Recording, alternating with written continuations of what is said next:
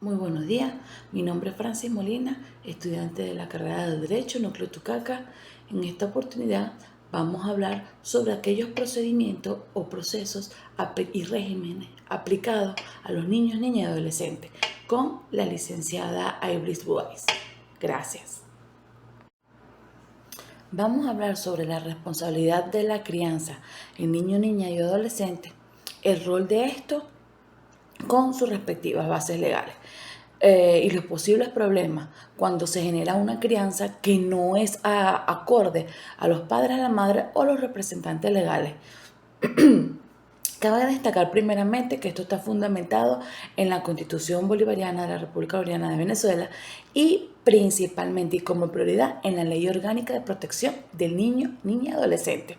Estos dos instrumentos importantes van a establecer lo que es los principios, los valores, los derechos, para poder así garantizar el desarrollo integral de los menores de edad.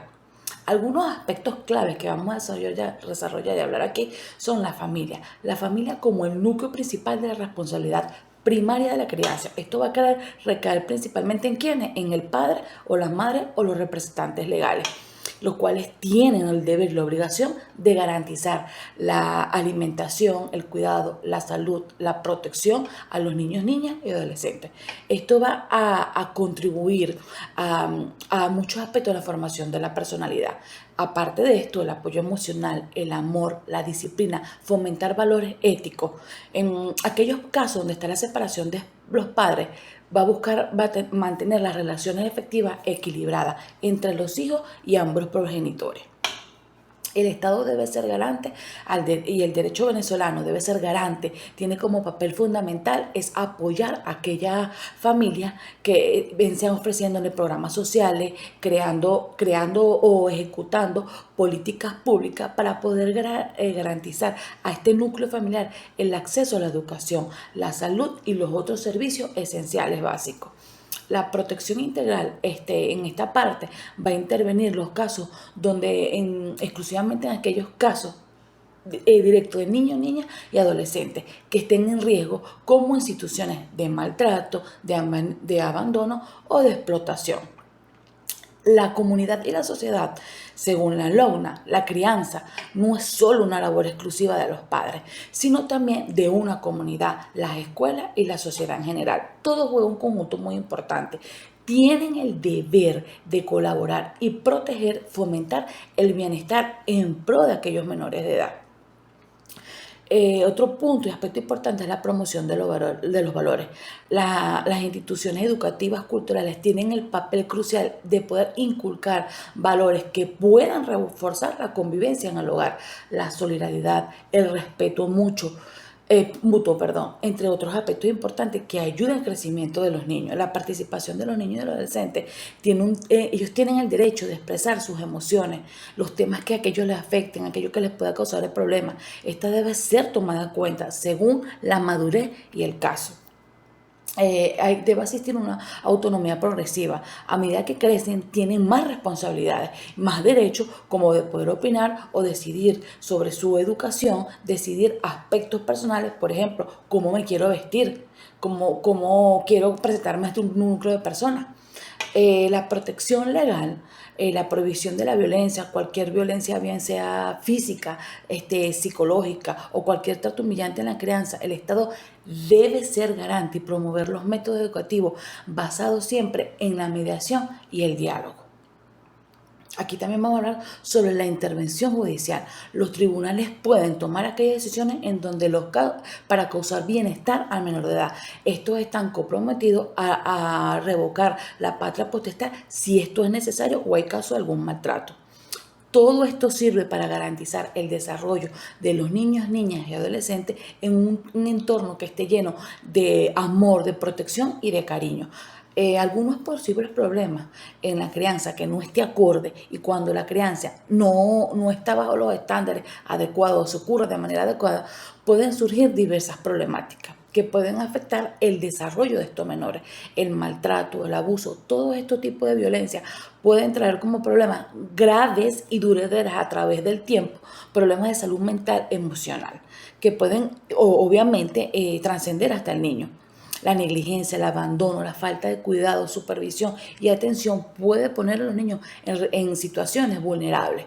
La falta de límites y la disciplina con una crianza muy permisiva puede generar problemas de conducta, de comportamiento, lo cual no permite adaptarse a la sociedad. La explotación laboral infantil está atentando hoy en día contra el derecho y el desarrollo integral de niños, niñas y adolescentes. El rol de los padres y representantes legales o no legales, estos tienen una responsabilidad muy primordial y primaria, que es criar, cuidar, proteger a los niños en el caso de incumplimiento de las responsabilidades. Esto puede intervenir y garantizar los derechos a los menores. Los representantes no legales esto puede incluir los familiares cercanos u otras personas allegadas al menor de edad. Estos pueden ser los padres o puede que no sean los padres, asumen el cuidado de ellos.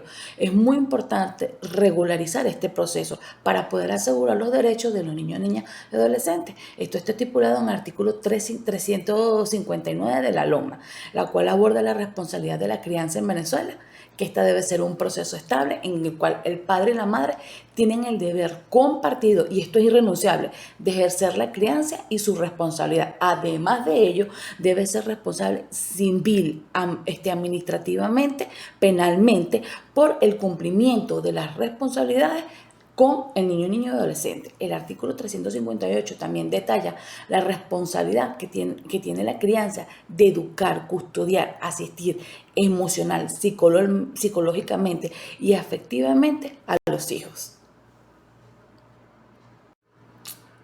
Ahora bien, vamos a plantear un caso que es muy común actualmente, el caso de una niña de 9 años que vivía con su abuela. La niña es criada por su abuela, que tiene 85 años desde hacía 2 años, porque sus padres están fuera del país. A la abuela le están pidiendo que le saque la cédula de identidad en la escuela, o sea, como se está estableciendo actualmente. La abuela se dirige a las oficinas del SAIME a poder sacar la cédula, pero el funcionario, al ver el acta de nacimiento y lo que aparece en el sistema, le dice a la abuela que la niña debe ir acompañada por su progenitor o bien sea por su progenitora para poder otorgarle la cédula de identidad. Este también le explica a la abuela que debe traer un permiso del Tribunal de Protección de Niños, Niñas y Adolescentes para que ella pueda fungir como representante legal de la niña. Efectivamente, al ver esta situación, la abuela se dirige al circuito judicial de protección de niños, niñas y adolescentes de su jurisdicción, de su localidad, para poder realizar los procesos, donde es atendida por otra funcionaria de la defensa pública de niños, niñas y adolescentes, a quien esta funcionaria la asesora para que pueda interponer ante el Tribunal de Protección de Niños, Niñas y Adolescentes una solicitud de ejercicio de la responsabilidad de crianza y custodia a favor de la abuela, tal como está establecido en el artículo 177, parágrafo primero, literal C, lo cual efectivamente la abuela se dirige a hacer. Es asistida por la funcionaria, respectivamente de la funcionaria pública de la entidad. Una vez que le es otorgado dicho ejercicio de responsabilidad de crianza y custodia, la abuela se dirige nuevamente al SAIME, efectivamente con la niña, y la sentencia emitida por el tribunal para que le otorguen la cédula a la niña, ya que la abuela sí es ahora en este momento la representante legal. Seguidamente vamos a continuar hablando sobre la protección integral del niño, niña y adolescente. Esto se refiere a que es el conjunto de principios, normas y medidas destinadas a poder garantizar el bienestar y el desarrollo de los derechos de quienes, del niño, niña y adolescente.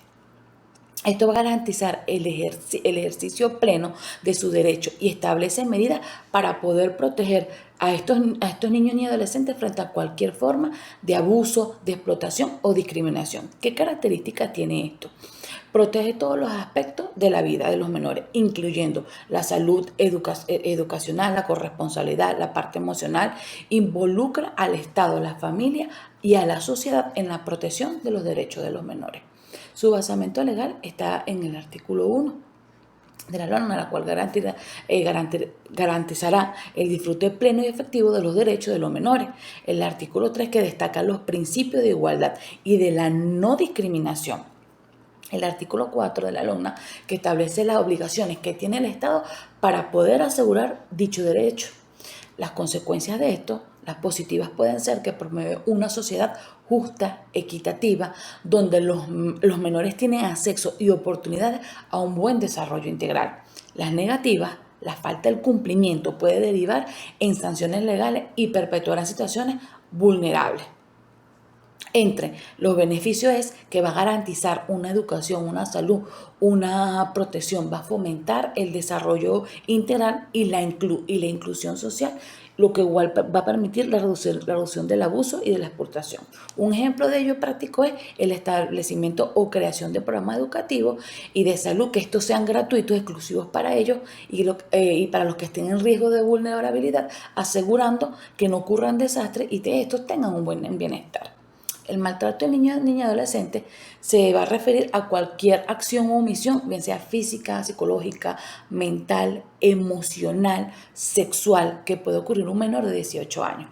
Las características son golpes, quemaduras, fracturas, daño psicológico, insultos, rechazo, indiferencia, amenaza, negligencia, la falta de atención a las necesidades básicas respectivas como la alimentación, la educación, la parte sexual, cualquier contacto o exposición que sea de carácter inapropiado. Las consecuencias físicas como las lesiones, enfermedades, incluso la muerte, daño psicológico, la depresión, la baja autoestima, ansiedad, trastornos de conducta social, de adaptabilidad, dificultades entre las relaciones intrapersonales y en el desempeño escolar sobre todo. Los beneficios de esto que va a promover el desarrollo integral de los niños, niñas y adolescentes, lo cual se va a traducir en reducir problemas sociales y económicos a largo plazo. Va a fomentar a personas saludables adaptadas a la sociedad. El artículo de la LOMNA establecen los derechos y las medidas de protección. El artículo 32 establece el derecho a integridad personal. El artículo 35, el derecho a ser protegidos contra el abuso y la explotación. El artículo 78, la obligación que tiene el Estado y la corresponsabilidad de la familia y la sociedad de garantizar una protección integral. Un ejemplo de ello es cuando un niño sufre golpes constantes por parte de algunos de sus cuidadores. Un adolescente que es víctima de abuso verbal, psicológico en su hogar. Son los ejemplos más típicos. Los derechos humanos. Estos son derechos inherentes sin distinción de raza, sexo, etnia, nacionalidad, origen, idioma, religión o cualquier otra condición. Incluye los derechos como la vida, la libertad, la igualdad y la seguridad. ¿Qué características tiene esto? Son universales, unilaterales, intransferibles, interdependiente, indivisible. Las consecuencias de su incumplimiento, la discriminación, la violación de la dignidad humana, conflictos sociales, la pérdida de los derechos, lo cual es un asunto fundamental. Los beneficios de esto son el cumplimiento, la promoción de la justicia, la igualdad, el respeto mutuo, el desarrollo humano y la paz.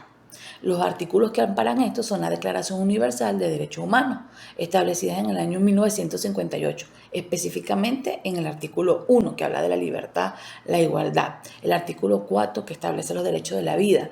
Un ejemplo de esto que estamos hablando es el derecho a la educación, que va a garantizar el acceso a una buena enseñanza gratuita y de calidad, formando seres humanos, de calidad.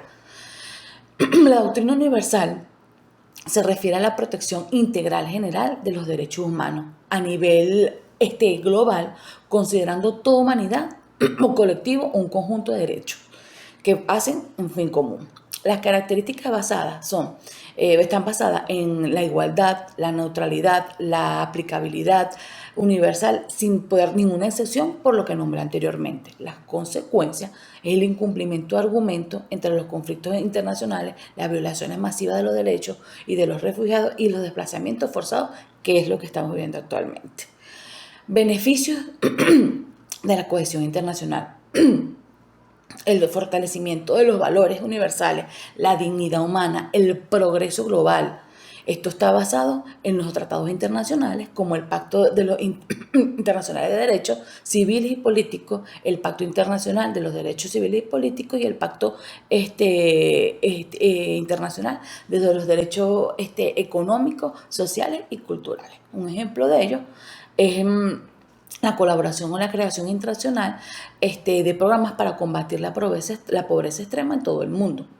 Vamos a hablar sobre la doctrina específica de los niños, niñas y adolescentes.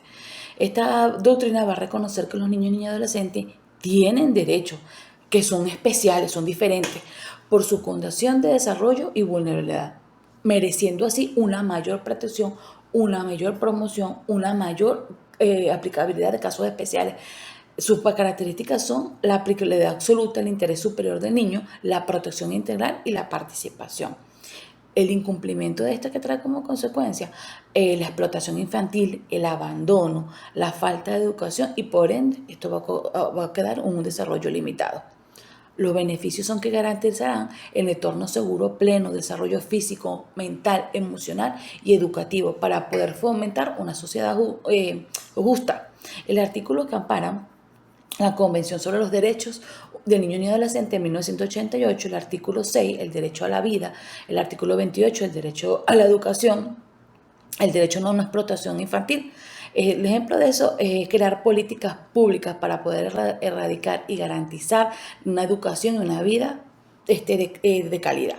La obligación de la manutención en Venezuela este es de carácter legal, moral, que tienen los padres hacia los hijos, especialmente hacia los menores de edad. Esto está regulado por la LOMA. Esto implica garantizar el sustento, habitación, educación, salud, recreación, el desarrollo integral de los hijos. ¿Qué característica tiene esto? La universalidad. Esto es aplicable a todos los niños, niñas y adolescentes sin excepción. No puede ser renunciada por los padres. Esta va a ser ajustada a las necesidades del niño, siempre pensando en él, en las capacidades también económicas del obligado. La consecuencia de su incumplimiento puede afectar gravemente el desarrollo físico, mental y emocional del niño. Además que esto puede acarrear sanciones legales para los padres o para el obligado. Esto busca establecer una medida de protección al niño. Su basamento legal está en el artículo 365 y 369, que trata los aspectos de la manutención y la obligación, ocurriendo criterios para determinar el monto preciso a ejecutar. Un ejemplo de esto: unos padres que se están separando, un papá no tiene la custodia del niño, pero está obligado a proporcionar la pensión alimenticia que cubra las necesidades básicas del menor, como es la alimentación, la educación y la salud. Todo esto en pro siempre del niño, niña y adolescente, porque son las personas más vulnerables dentro de nuestra sociedad. Vamos a continuar hablando sobre un caso en el cual un niño sufre herida en un establecimiento de dulce dona, donde había unos postres. Este niño tiene 11 años de edad y está de visita con su abuelita, con su abuela en el establecimiento de dulces y otros postres. Este niño se apoya, está jugando como un muchacho, en una mesa de granito. Esta se cae cayéndole encima, quien sufre graves heridas o golpes en la cabeza. Aquí la pregunta es: ¿quién o quiénes son los culpables? ¿Qué leyes amparan al dueño del negocio y al niño? ¿Bajo quién va a caer la responsabilidad? ¿Cuáles son los deberes y derechos de ambas partes en esta ocasión o en la problemática que está ocurriendo aquí? Bueno, en cuanto a quién o quiénes son culpables, la respuesta es que se trató principalmente de un accidente, que aquí aplica la inculpabilidad tanto del acompañante del niño como la del propietario o el dueño del local. Pues el niño estaba jugando en un área que no está permitido jugar porque es un establecimiento creado con la actividad de eso, de consumir. Existiendo la ausencia de culpabilidad o la responsabilidad legal por el delito de lesiones, pues no cumple con los elementos esenciales de la culpabilidad para declarar que alguien es culpable. como lo son el conocimiento de la voluntad, es decir, en pocas palabras, la abuela del niño ni el propietario del local o del establecimiento tenía conocimiento de que podía ocurrir un accidente o que la mesa podría caerle mientras el niño jugaba, y menos en el área que no está apta para él. Mucho menos tenían la voluntad de dañarlo físicamente, ocasionarle un daño al niño. Por lo tanto, se trató de un caso simplemente fortuito. En cuanto respecto a qué leyes amparan al dueño del negocio y cuáles son las leyes que van a amparar al niño, esto se puede afirmar que el dueño del negocio lo ampara específicamente el artículo 73 del Código Penal, el cual establece o estipula que no es punible el que incurra en alguna omisión, hallándose impedido por causa legítima o insuperable. En el caso de que nos ocupa la supuesta omisión del propietario de fijar que el menor, de fijar mejor el mesón, está impedido por la causa legítima, ya que ese mesón es para que los clientes coloquen sus cosas, lo que ellos cargan encima, y después compren. O sea, tienen un fin único absoluto, que es prestar servicio al cliente. No es para jugar y mucho menos para apoyarse. El niño está parado por el artículo 69 del Código Penal, que reza lo siguiente: no es punible que el menor de 12 años, en ningún caso, dicho de otro modo, no se puede culpar por haber dañado el mesón o haberle causado un daño al propietario, en concordancia con el artículo 48 de la Ley de Protección de niños, niñas y adolescentes, que estipula que todos los niños, niñas y adolescentes tienen derecho a recibir la atención médica de emergencia necesaria. Específicamente en el parágrafo segundo, todos los centros de servicios de salud privados deben prestar atención médica inmediata a los niños, niñas y adolescentes, y específicamente en aquellos casos que sean de sumamente emergencia o casos graves en el que peligre la vida o estos presente daños graves e irreversibles, los cuales pueden ser evitables para su salud. Referido a que bajo quién recae la responsabilidad del accidente ocurrido, la respuesta: sobre ninguno. ¿Por qué sobre ninguno de los involucrados, como la abuela y el propietario? Pues como se explicó anteriormente, hubo una causal, que es la inculpabilidad. Referente a cuáles son los deberes y derechos de ambas partes en esta problemática, la respuesta aquí es que para el propietario del establecimiento, su deber es prestarle la atención o el auxilio necesario al niño, ¿verdad? Estamos hablando de un menor de edad. Contribuir con los medicamentos hasta que esté sano completamente. El deber de la abuela es no llevarse al niño cuando vaya al establecimiento, porque es un niño. Pues es normal que un niño quiera jugar, quiera moverse, pueda brincar. En cuanto al derecho de ambas partes, es el debido proceso consagrado en el artículo 49, específicamente en el texto constitucional. Vamos a continuar hablando sobre otros aspectos. En Venezuela establece en el marco integral para poder garantizar los derechos de los menores, dentro de esta protección integral, que no son más que el conjunto de principios y normas y procedimientos destinados a poder garantizar el ejercicio pleno de los derechos de los niños, niñas y adolescentes. El artículo 1 específicamente establece el objeto que tiene la ley, que es garantizar el disfrute pleno, efectivo de los derechos de los menores. El artículo número 4 habla también al respecto y obliga al Estado a tomar medidas administrativas, legislativas y judiciales para poder asegurar los derechos. Vamos a hablar sobre la conciliación. La conciliación es un mecanismo alternativo de resolución de conflictos que busca acuerdos entre las partes. Estas partes tienen que estar involucradas con la conciliación, la cual es promovida por los procedimientos judiciales relacionados en pro de los derechos de los menores, siempre que no comprometa el bienestar. Todo esto es para beneficio de ellos. Los artículos que los establecen en Código de Procedimiento Civil están desde el 257 al 262. Esto habla sobre la conciliación y la mediación como los medios de terminación de procesos y le da al juez la facultad de que iniciar las partes puedan utilizarlo para ponerse de acuerdo. La mediación es un proceso de carácter voluntario en el cual las partes involucradas, con la ayuda de un mediador imparcial, busca llegar a acuerdos que puedan beneficiar principalmente al niño, niña y adolescente. El, la mediación va a facilitar el intercambio de ideas y va a asegurar que se tomen las decisiones adecuadas, alienadas por el interés superior del niño. Estos son mecanismos altamente efectivos para ponerse de acuerdo respecto a todo lo que tiene que ver con la crianza, la tutela del menor. Seguidamente vamos a continuar hablando de otro ejemplo.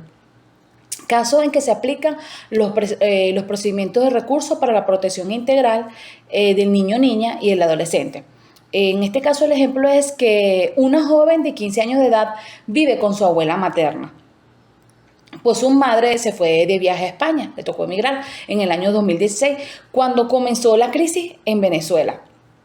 Su progenitor vive en Venezuela, pero tiene otra familia. Y estos llegan a compartir muy pocas veces. Y poco aporta para su manutención, o sea, su presencia es limitada. Por eso en el caso del 2021, cuando la madre obtiene la residencia en España, decide llevarse a su hija a vivir con ella en España. Pero el padre se opone.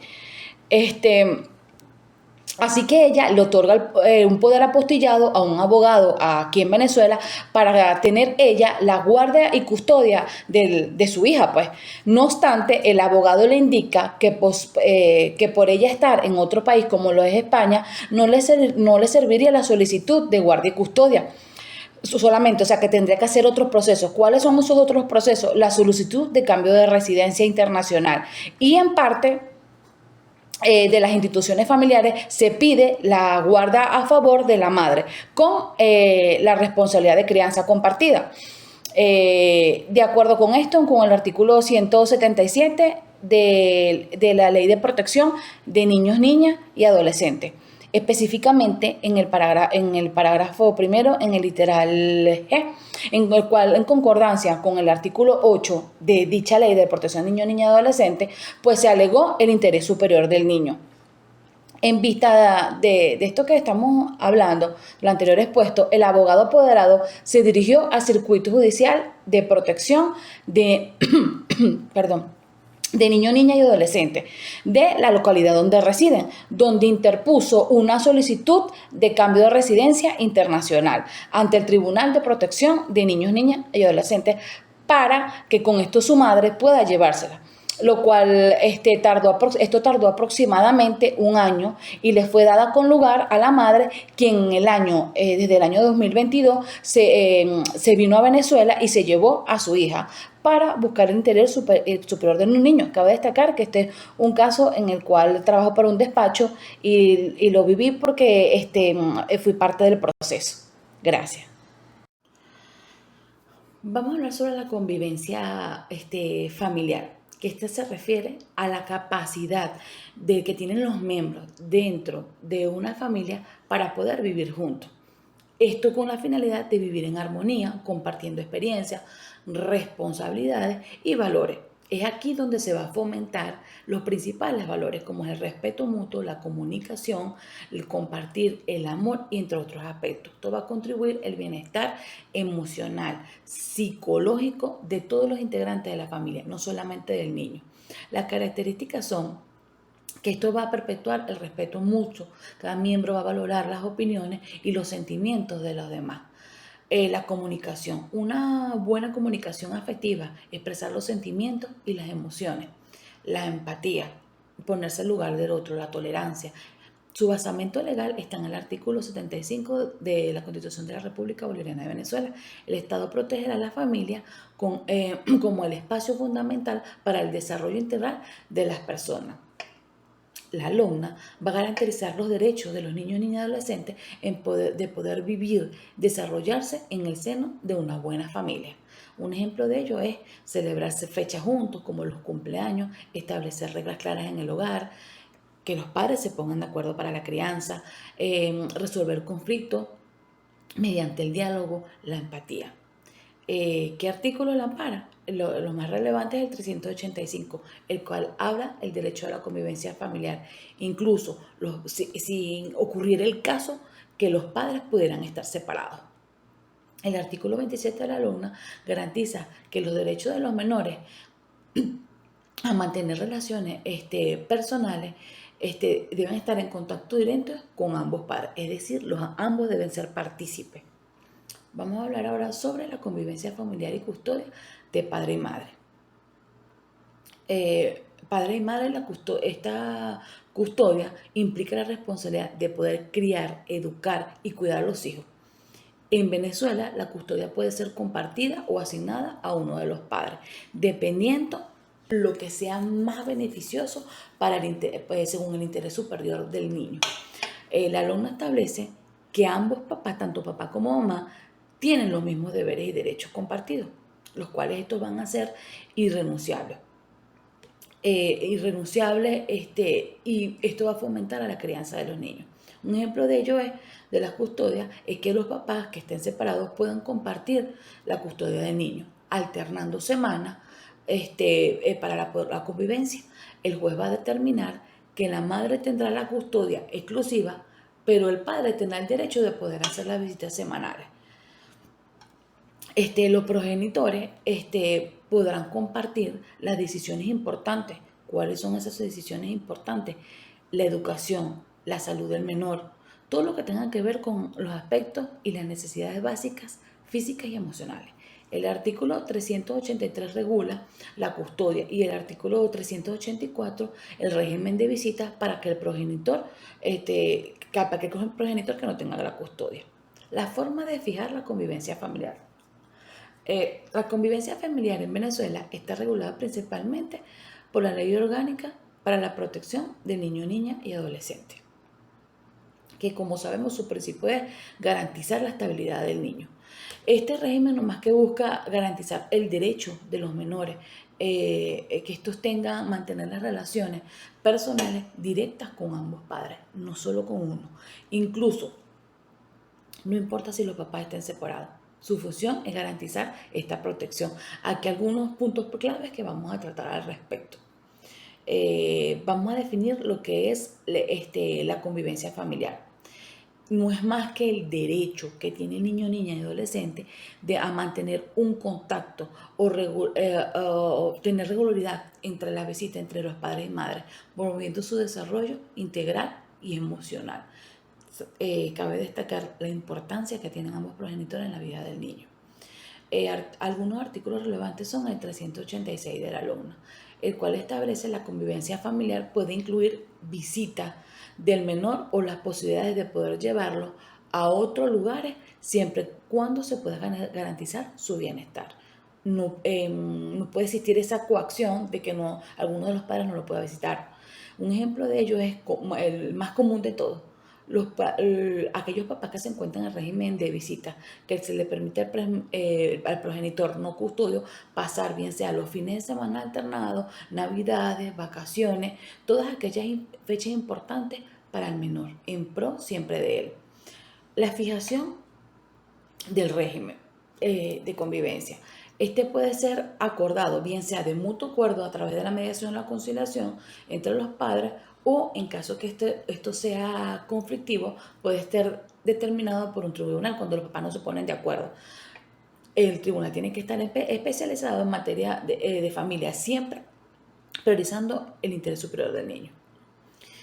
En Venezuela el régimen de convivencia familiar tiene ciertas limitaciones. Perdón, que busca proteger el interés del progenitor, obviamente del progenitor del niño, niña y adolescente. Aquí vamos a hablar sobre algunas cosas, unos aspectos muy claves sobre eso. El régimen de convivencia familiar es aquel derecho que tienen los menores de mantener el contacto directo y regular a ambos padres, incluso si estos papás están separados, promoviendo el bienestar emocional, el desarrollo psicointegral del niño.